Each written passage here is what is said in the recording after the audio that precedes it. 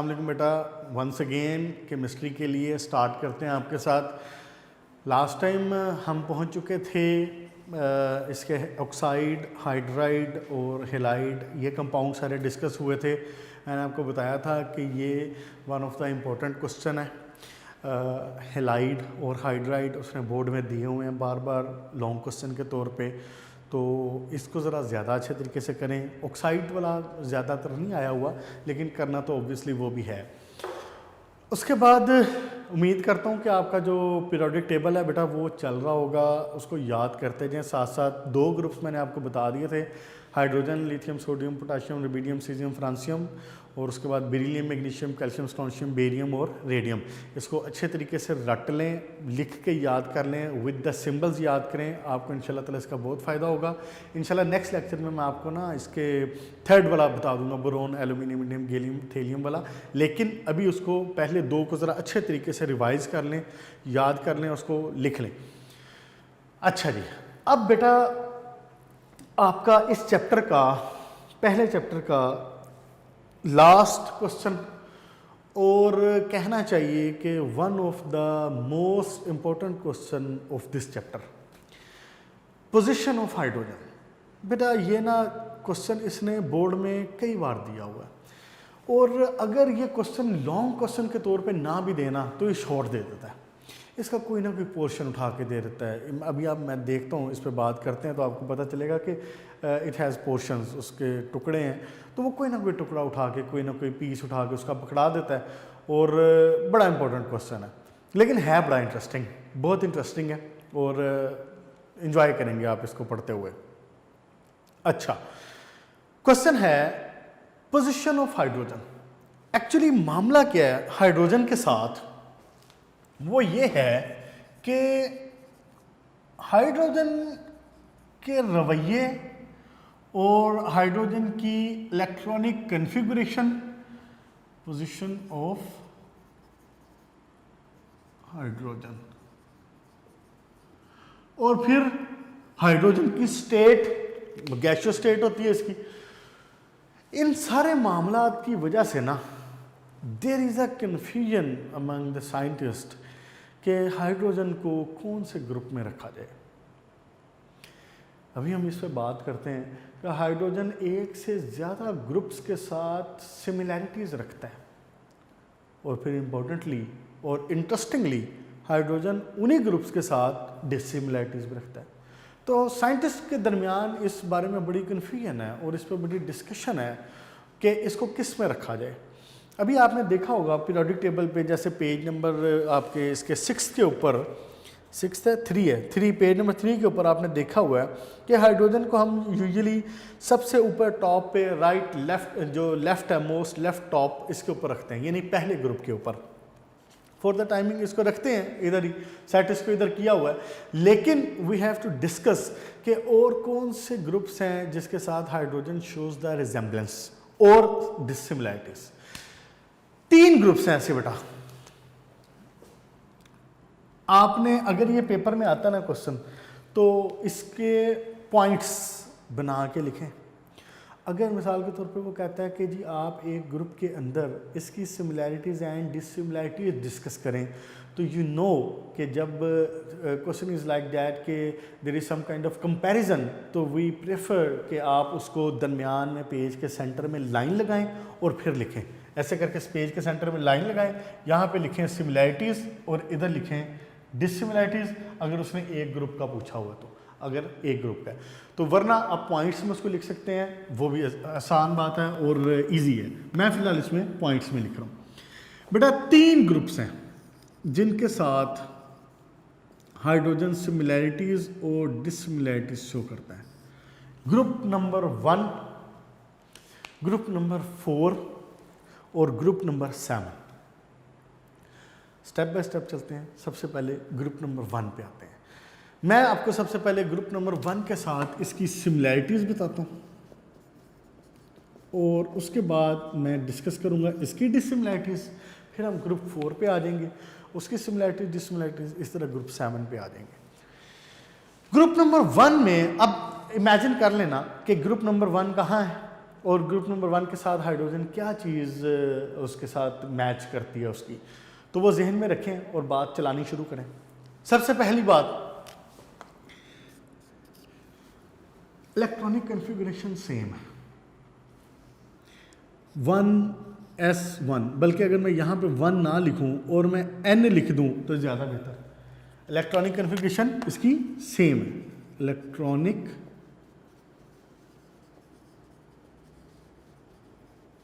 Configuration ये same है।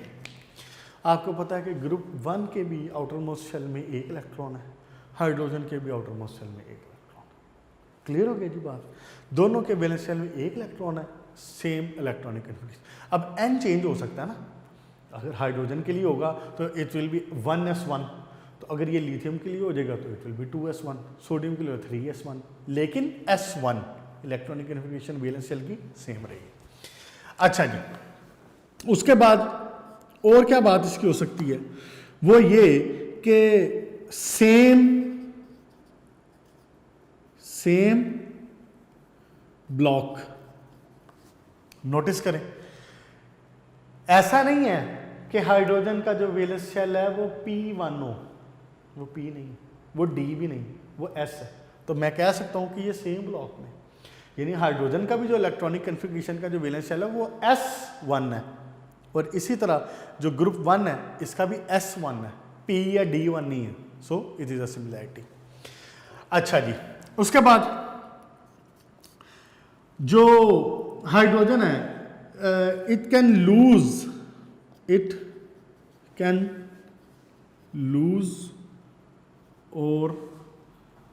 Loose valence electron. आपको पता है कि इसका जो है ग्रुप 1 की जो ऑक्सीडेशन स्टेट है, जो ग्रुप 1 की वैलेंसी है वो क्या होती है, +1 होती है। तो हाइड्रोजन भी +1 मोस्टली बनाता है। तो मैं यहाँ कह सकता हूँ कि it can lose valence electron जो सिंगल वाला है, या मैं इस बात को यूँ भी कह सकता हूँ कि सेम ऑक्सीडेशन स्टेट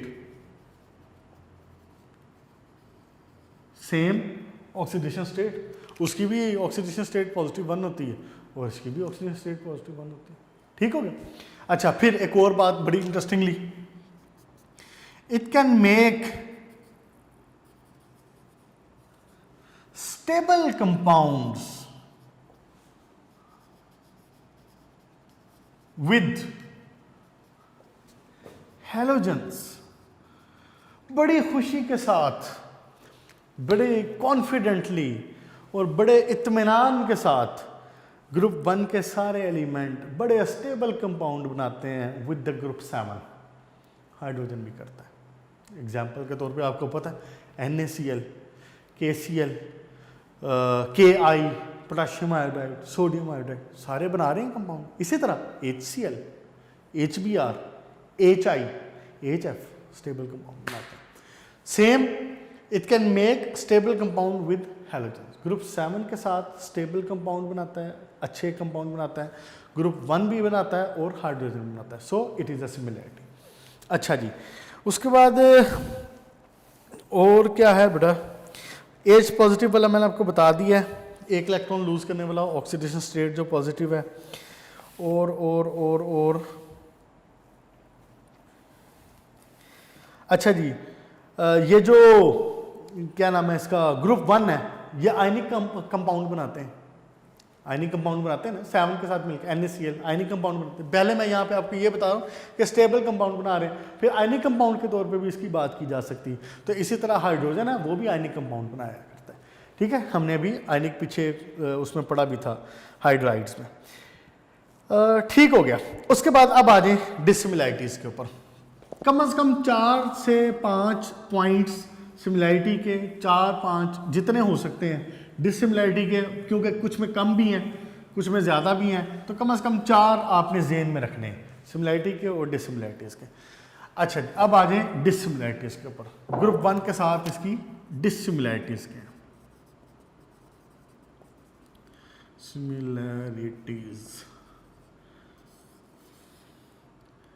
डिसिमिलैरिटीज़।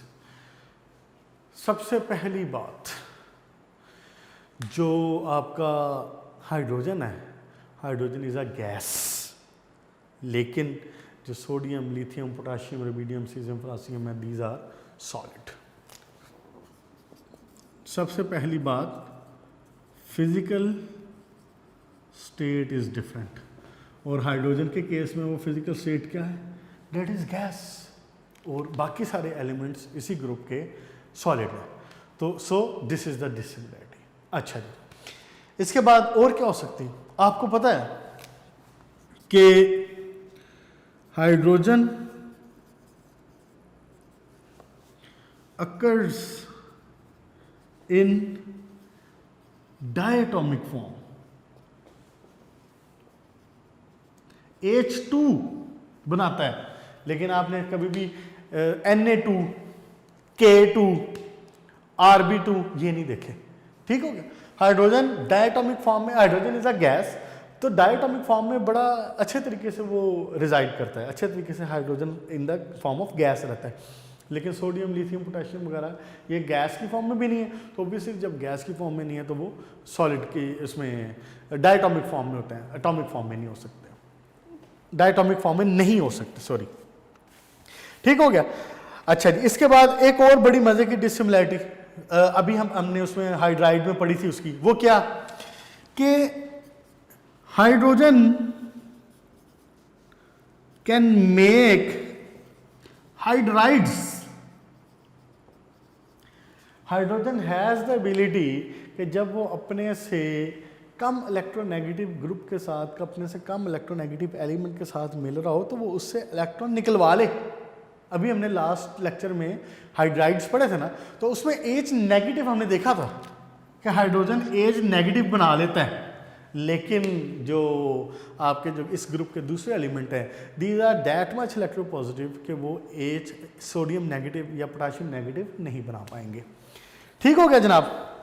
उसके बाद मॉलिक्यूलर हाइड्रोजन हो गया, एग्जिस्ट हो गया, ट्रू नेचर, ये सारी बातें बेटा लिखी हुई हैं पेज नंबर 15 के ऊपर। और ठीक है, 3-4 इसमें से कोई भी बातें देख लें जो इजी लगती हैं, उनको ज़हन में रख लें। और डायटोमिक वाला ठीक हो गया, ठीक है। अच्छा जी, अब आ जाए जनाब अली ग्रुप 4 के ऊपर। ग्रुप 4 की पहले सिमिलैरिटीज डिस्कस कर लेते हैं, उसके बाद डिसिमिलैरिटीज डिस्कस कर लेते हैं।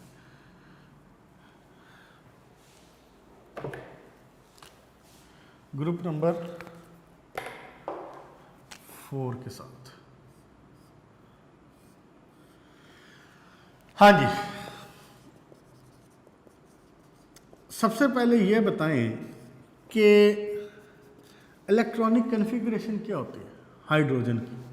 हाइड्रोजन की होती है 1, इसका मतलब है कि s ऑर्बिटल हाफ फील्ड है, s ऑर्बिटल हाफ फील्ड, एक इलेक्ट्रॉन हाफ फील्ड है। अच्छा जी, जब आप आते हैं इसकी बात के ऊपर, क्या नाम है इसका, कार्बन के ऊपर, ग्रुप 4 के ऊपर, तो उसके केस में क्या हो रहा है, 6 1s2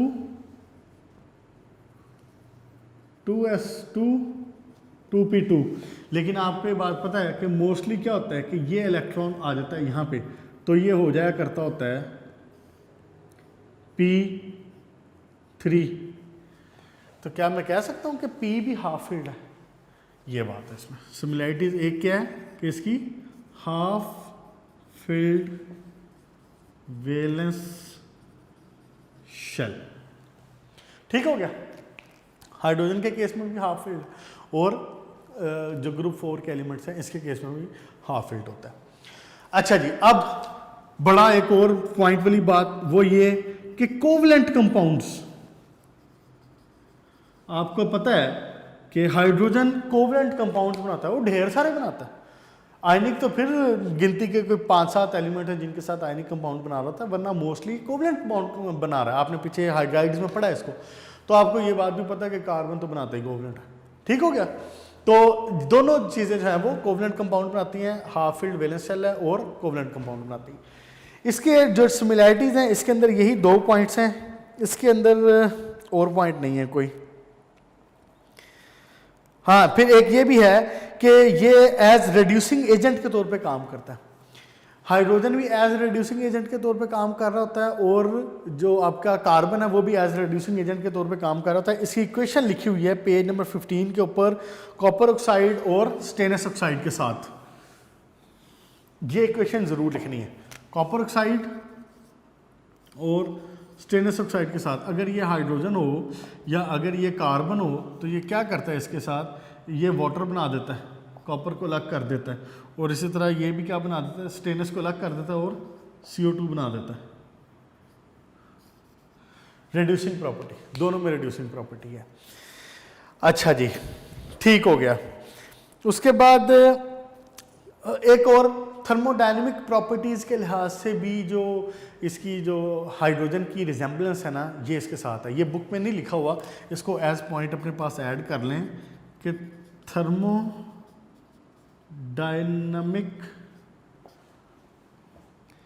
रिजेंबलेंस, यानी आप कह सकते हैं कि जो ionization energy, IP, ionization potential की जो वैल्यूज़ हैं, ये थर्मोडायनेमिक इनकी रिजेंबलेंस मौजूद है कार्बन के साथ, यानी चौथे ग्रुप के साथ। ठीक हो गया बेटा। अब आ जाएं इसकी डिसिमिलैरिटीज़ के ऊपर। करीब 3-4 पॉइंट हो गए ना, बस काफ़ी है। डिसिमिलैरिटीज़ में सबसे बड़ी जो बात है वो वही क्या कि हाइड्रोजन इज अ गैस,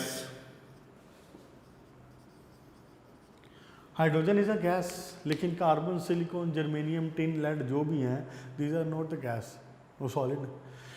तो एक तो बात ये हो गई। दूसरी बात, फिर आप ये कह सकते हैं कि हाइड्रोजन इसमें एक तो गैस वाला पॉइंट हो गया, और दूसरा उसके बाद क्या था, कैटिनेशन। हाइड्रोजन कोवलेंट कंपाउंड्स बना रहा है इसकी तरह, कार्बन सिलिकॉन की तरह, लेकिन कैटिनेशन नहीं शो कर पाता, कैटिनेशन नहीं शो कर पाएगा। हाइड्रोजन हाइड्रोजन के साथ मिलके लॉन्ग चेन्स नहीं बनाता, लेकिन कार्बन आपस में कार्बन के साथ मिलके लॉन्ग चेन्स बनाता है, कैटिनेशन जिसको आप बोलते हैं। और इसी कैटिनेशन की एक किस्म की टाइप ही है कि सिलिकॉन भी इस तरह से लॉन्ग चेन्स बना लेता है। सिलिकॉन बाकायदा सिलिकॉन के साथ अटैक नहीं होता, आप आगे जाके चैप्टर्स में पढ़ेंगे डिटेल से, लेकिन सिलिकॉन थ्रू ऑक्सीजन जुड़ जाता है। Silicon oxygen, silicon oxygen, silicon oxygen, long chains बना लेता है। और कार्बन तो इटसेल्फ कैटिनेशन शो कर रहा है, लेकिन हाइड्रोजन ये काम नहीं कर पाता। तो इसमें कार्बन के केस में, ग्रुप 4 के एलिमेंट्स के केस में कैटिनेशन है, लेकिन हाइड्रोजन के केस में वो कैटिनेशन नहीं है। फिर इसी तरह लॉन्ग चेन्स का एक बात बनाई जा सकती है कि इसमें कार्बन के केस में, सिलिकॉन के केस में लॉन्ग चेन्स है, लेकिन हाइड्रोजन के केस में लॉन्ग चेन नहीं। अच्छा, एक बात और जो मैं यहाँ पे कहना चाह रहा था वो क्या कि इसका ब्लॉक डिफरेंट है। हाइड्रोजन के केस में उसकी इलेक्ट्रॉनिक कॉन्फ़िगरेशन का जो वैलेंस शेल है वो S है, लेकिन कार्बन के केस में, सिलिकॉन के केस में, ग्रुप 4 के केस में वो क्या है, वो P ब्लॉक है, डिफरेंट है। ठीक हो गया बेटा, एक डिफरेंट ब्लॉक। ओके जी, कार्बन के केस में वो क्या है, ब्लॉक P है। ये देखें, अभी इलेक्ट्रॉनिक कॉन्फ़िगरेशन मैंने यहाँ पे लिखी थी तो P में आ रहा है, वैलेंस शेल उसका P में आ रहा है, लेकिन हाइड्रोजन के केस में क्या आ रहा था, S में आ रहा था। ये एक डिसिमिलैरिटीज हो जाएगी इसकी। अच्छा जी, फिर एक और बात, carbon can make 4 bonds, carbon makes 4 bonds. Outer most shell में कितने इलेक्ट्रॉन आ रहे हैं, 4 आ रहे हैं। कार्बन 4 बॉन्ड बनाता है, लेकिन हाइड्रोजन एक ही बॉन्ड बना सकता है। हाइड्रोजन के केस में एक ही वैलेंस शेल में एक ही इलेक्ट्रॉन है and it can make single bond only, लेकिन कार्बन के केस में 4 बॉन्ड बना सकता है। तो इस तरह से कम 4 आपको सिमिलैरिटीज मिल गई हैं, कम 4 डिसिमिलैरिटीज मिल गई हैं। लॉन्ग आता है, शॉर्ट आता है, you can handle both things. Okay जी, ठीक है, इतना काफ़ी है। अब आ जाएं आप ग्रुप 7 के ऊपर। पहले ग्रुप 7 के साथ सिमिलैरिटीज़ देख लेते हैं, फिर ग्रुप 7 के साथ ही डिससिमिलैरिटीज़ देख लेते हैं।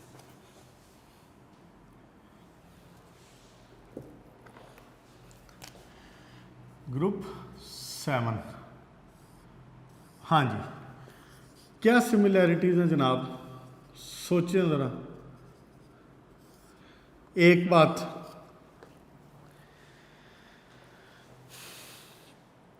both require one electron to complete their valence shell. Both require one electron to complete valence shell. कैसे? हाइड्रोजन की इलेक्ट्रॉनिक कन्फिग्रेशन क्या है? 1s1।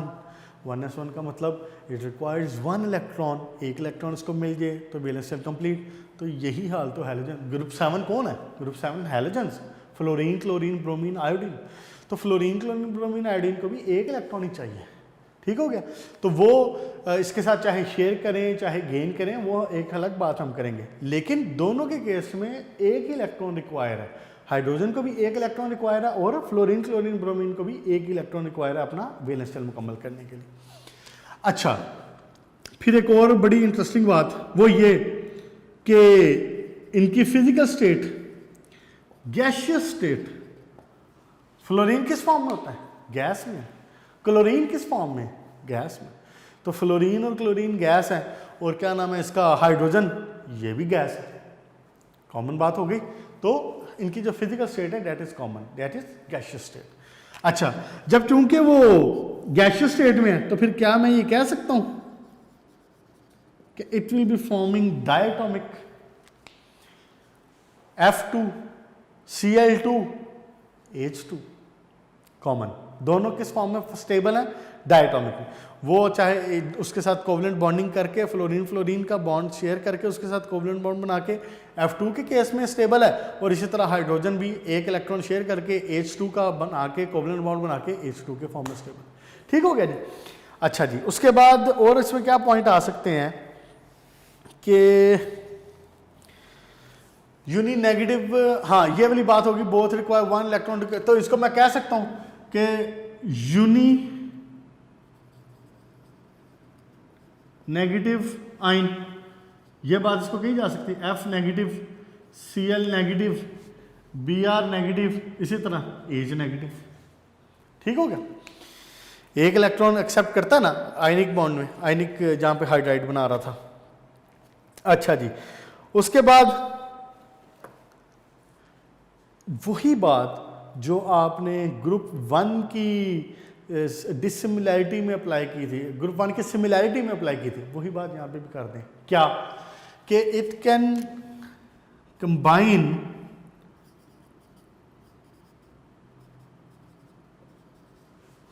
with group 1 to form ionic compounds।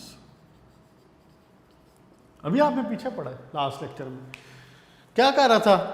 Group 1 के साथ मिलके वो बना रहे हैं सोडियम क्लोराइड जी, बना रहे हैं जी सोडियम फ्लोराइड, बना रहे हैं जी सोडियम ब्रोमाइड, बना रहे हैं जी सोडियम आयोडाइड, बना रहे हैं तो हाइड्रोजन भी तो बना रहा है, सोडियम हाइड्राइड बना रहा है, पोटाशियम हाइड्राइड बना रहा है, लिथियम हाइड्राइड बना रहा है, सारा बना रहा है। ठीक हो गया, ये भी इनमें कॉमन आ गई बात। अच्छा जी, अब आ जाए जनाब अली डिफरेंसेस के ऊपर आ जाए। अच्छा जी, डिफरेंसेस में सबसे पहले क्या आ जाएगी बात?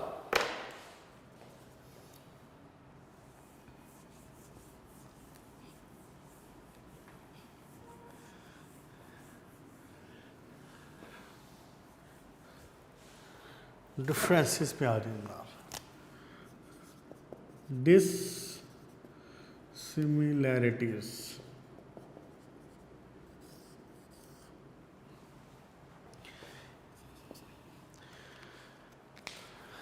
बेटा ये जो क्वेश्चन है ना, ये इम्पोर्टेंट तो है ही है, लेकिन इसको थोड़ा सा टेक्निकली हैंडल करने वाली बात है। आपने नोटिस किया होगा कि बातें करीब सारी वही हैं, सिर्फ उनको ग्रुप के लिहाज से, क्वेश्चन के लिहाज से ज़रूरत के लिहाज से मॉडिफाई किया जा रहा है। अब इसकी डिससिमिलैरिटीज़ में क्या आ जाएगा, देखें ज़रा। सबसे पहले आपका ये जो हाइड्रोजन है, इसका जो आपका वैलेंस शेल आ रहा है वो आ रहा है एस ब्लॉक, तो इसमें क्या आ रहा है पी ब्लॉक। डिफरेंट ब्लॉक्स कह सकता हूं। हाइड्रोजन के केस में वो एस में आ रहा है 1s1, लेकिन इसके केस में वो पी में आ रहा है, चाहे फ्लोरीन है क्लोरीन है जो भी है वो पी में मौजूद है, तो वो डिफरेंट ब्लॉक हो गया। अच्छा जी, उसके बाद फिर ये बात कि जी आपका जो ग्रुप 7 है उसमें सारे गैसेस तो नहीं है। Bromine is a liquid, iodine is a solid. इस ग्रुप में सारे लिक्विड तो नहीं, फ्लोरीन क्लोरीन गैस हैं, लेकिन ब्रोमीन लिक्विड है, आयोडीन सॉलिड है। और इनकी रीजंस आपको पता है, ये डिस्कस हो चुकी हैं कि जी ब्रोमीन लिक्विड क्यों आ रहा है या ब्रोमीन सॉलिड क्यों आ रहा है, due to increase of their size. तो अब इसके साथ हाइड्रोजन, ये कोई पूरा ग्रुप गैशियस तो नहीं है, तो फिर इसके साथ कैसे रखा जा सकता है, एक बात। अच्छा जी, अब अगली बात और क्या हो जाएगी इसके अलावा, ये जो क्या नाम है इनका ग्रुप 7 के एलिमेंट्स हैं, they do not easily loose electron. आप आगे जाके देखेंगे कि क्लोरीन या ब्रोमीन जो है, क्लोरीन के कंपाउंड आप मोस्टली पढ़ेंगे, वो पॉजिटिव ऑक्सीडेशन स्टेट में आ जाते हैं, लेकिन इट इज़ नॉट ईजी कि वो पॉजिटिव ऑक्सीडेशन स्टेट में आ जाएं, वो उनके लिए आसान नहीं है। लेकिन हाइड्रोजन तो easily electron it can lose, chlorine वगैरह इलेक्ट्रॉन लूज कर देते हैं, उसमें ऑक्सीडेशन स्टेट पॉजिटिव में चली जाती है। लेकिन हाइड्रोजन के केस में it is easy for that hydrogen to have the positive oxidation state. ठीक हो गया, तो मैं ये कह सकता हूँ कि पॉजिटिव, और फ्लोरीन तो खैर बनाते ही नहीं, ये जो पॉजिटिव ऑक्सीडेशन स्टेट वाली बात है ये क्लोरीन के केस में अप्लाई हो रही है, लेकिन फ्लोरीन तो पॉजिटिव ऑक्सीडेशन स्टेट की तरफ जाते नहीं है। ये आप अगले चैप्टर में पढ़ेंगे जाके कि उसका जो restriction to valence shell to complete the octet। तो positive oxidation state for hydrogen is easier है, मोर कॉमनली फाइंड है, इजीली मिल जाती है कि it can combine with anyone. अच्छा जी, और क्या है फिर एक और बड़ी कॉमन सी बात, यस डिससिमिलैरिटीज, जहाँ पे मैंने डिफरेंट ब्लॉक की बात की है, यहाँ पे बहुत बड़ी बात इलेक्ट्रॉनिक कन्फिग्रेशन। जनाब अली, इसकी जो इलेक्ट्रॉनिक कन्फिग्रेशन है वो 1s1 है, और इनकी क्या है, इसकी n लिख देता हूँ जनरल के लिए, p5 है। डिफरेंट इलेक्ट्रॉनिक कन्फिग्रेशन हाइड्रोजन की ये है, और जो हैलोजेंस हैं उनकी ये, तो डिफरेंट इलेक्ट्रॉनिक कन्फिग्रेशन है, ये भी इनके अंदर कॉमन बात नहीं है। अच्छा जी, उसके बाद क्या जनाब, ये हाइड्रोजन लूज करने वाला हो गया। और बड़ी अहम बात, हाइड्रोजन के जो ऑक्साइड्स हैं वो कॉमन है, वो स्टेबल हैं, लेकिन जो ये जो हैं हैलोजेंस, इनके ऑक्साइड्स नहीं मिलते आपको, इनके ऑक्साइड्स बहुत कम है। हाइड्रोजन के ऑक्साइड सबसे फेमस बात, सबसे फेमस ऑक्साइड H2O, वाटर। तो मैं यहाँ कह सकता हूँ कि ऑक्साइड्स फॉर्मेशन कह लें या ऑक्साइड ऑफ हाइड्रोजन कह लें। ये जो मैं पूरा जुमला यहाँ पे नहीं लिख रहा, मैं सिर्फ आपको हिंट दे रहा हूँ, जो बात जो लफ्ज़ आपने याद रखना है। तो ऑब्वियसली तो ऑब्वियसली जब आप इसको, ये एक आधा वर्ड इसमें से आपको याद होगा तो आप इसकी पूरी लाइन बना के लिखेंगे बोर्ड में, पेपर में जब भी लिखेंगे। तो oxide formation, hydrogen can form oxides easily, H2O example के तौर पे लिख लेते हैं यहाँ पे H2O, लेकिन हैलोजेंस के लिए oxide formation is not much common, वो नहीं बना सकते। अच्छा जी, उसके बाद ठीक हो गया बेटे, मेरा ख्याल है कि और कोई पॉइंट डिस्कस होने वाला नहीं रह गया अब।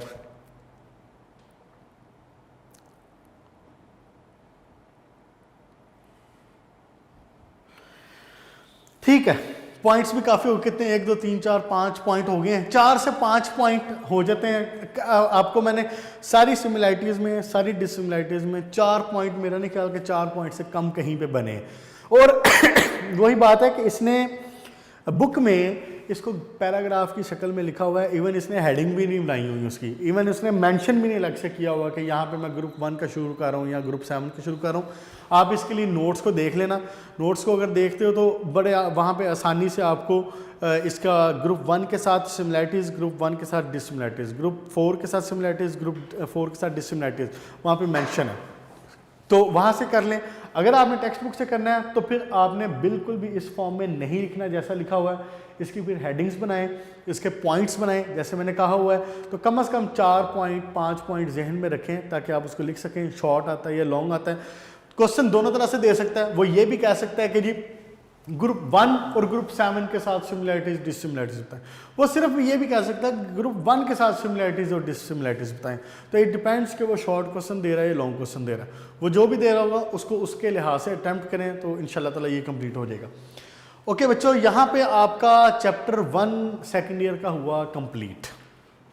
सेकेंड ईयर का चैप्टर 1 आपका जो बेसिक है, और मैंने आपको ये बात पहले बताई है कि ये इंतहाई इम्पोर्टेंट है, बेसिक के लिहाज से इंतहाई इम्पोर्टेंट है। बोर्ड के लिहाज से लॉन्ग क्वेश्चन तो इसमें से है ही है, शॉर्ट क्वेश्चन, लॉन्ग क्वेश्चन, एक MCQs पक्का आएगा इसमें से, उसके लिए तो आप तैयार करेंगे ही करेंगे। लेकिन इसको बेसिक्स के लिहाज से, इसको कंसेप्ट के लिहाज से क्लियर करना बड़ा ज़रूरी है। अब आपका फर्दर आगे इंशाल्लाह जो इनऑर्गेनिक केमिस्ट्री है ये शुरू हो जाएगी। हम स्टेप बाय स्टेप ही चलेंगे। चैप्टर 2 शुरू किया जाएगा इसके बाद इंशाल्लाह ताला। और अब हम आपको जो S और P ब्लॉक के एलिमेंट हैं इनको मुकम्मल तौर पे डिस्कस करेंगे। करीब हर ग्रुप डिस्कस होगा, हर एलिमेंट डिस्कस नहीं होगा, लेकिन मेन जो उसके अंदर जो एलिमेंट्स हैं वो डिस्कस होंगे सारे। उसके बाद एक चैप्टर पूरा आपको दिया जाएगा ट्रांजिशन एलिमेंट्स के लिए, जिसमें आप D ब्लॉक को मेनली डिस्कस करेंगे, वो मामला हो जाएगा। उसके बाद फिर इंशाल्लाह ताला जब बात जाएगी आपकी ऑर्गेनिक केमिस्ट्री पे। तो इसलिए मैं आपको ये कह रहा हूँ कि इस चैप्टर को, ये जो टर्म्स यूज़ हुई हैं यहाँ पे, आयनाइजेशन एनर्जी वाली, इलेक्ट्रॉन एफिनिटी वाली, मेल्टिंग पॉइंट, बॉइलिंग पॉइंट वाली, इसके ट्रेंड वाली, बेटा अगर पहले चैप्टर में ये चीज़ें आपको वेरी क्लियर कंसेप्चुअली नहीं होंगी तो आपको मसला होने वाला है, आगे आपको मसला होगा।